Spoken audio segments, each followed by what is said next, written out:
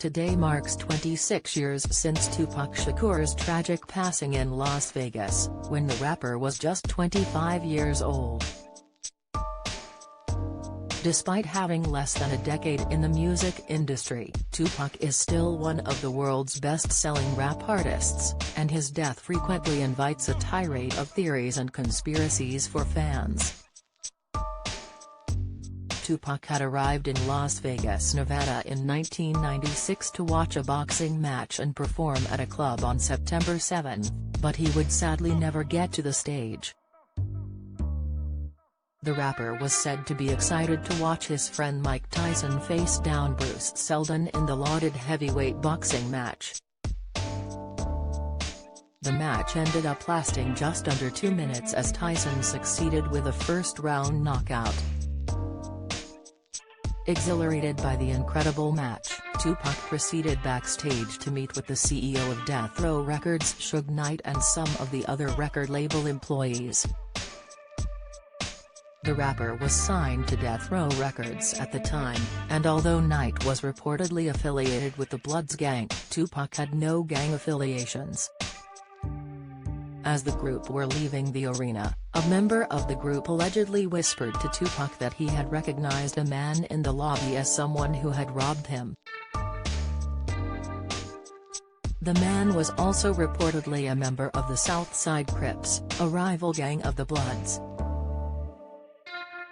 In a 2016 documentary by Final 24, Tupac's bodyguard at the time, Frank Alexander, claimed that the star was the first to begin beating the man, but the rest of the Death Row entourage soon joined in. As Tupac was his priority, Alexander grabbed the rapper from the struggle and the group safely made it back to the Las Vegas hotel room to change for his performance later that night.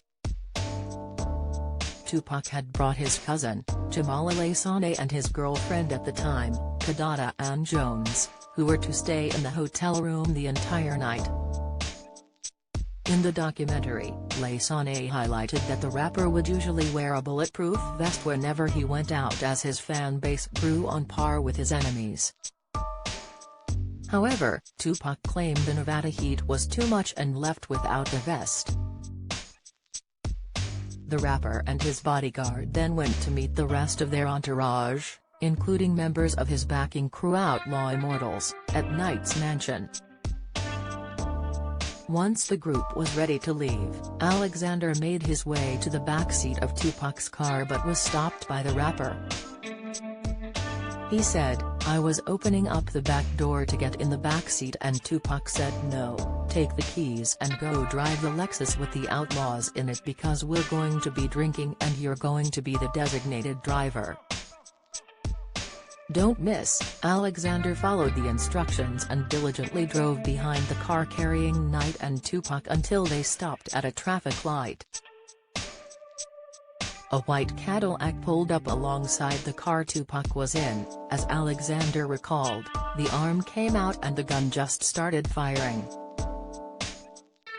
"After the Cadillac shot into the car I thought they were dead. I didn't know what to think, it was a fog."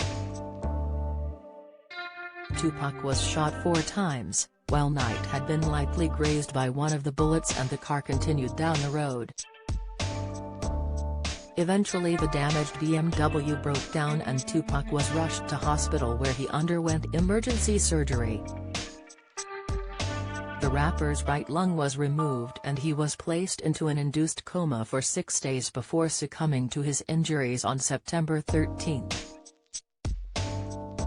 His personal assistant, Molly Monjoaz, recalled that someone was always by Tupac's side during his time in hospital. In the documentary she also admitted, "I never thought he was going to die. Not one time." Theories on who the shooter was began to emerge almost immediately, with some claiming it was the man he had beaten up earlier in the day, while others said it was a gang-related incident. It is still unclear who killed the rap artist, and a year after the murder the lead investigator Kevin Manning told Las Vegas Sun he believed it may never be solved.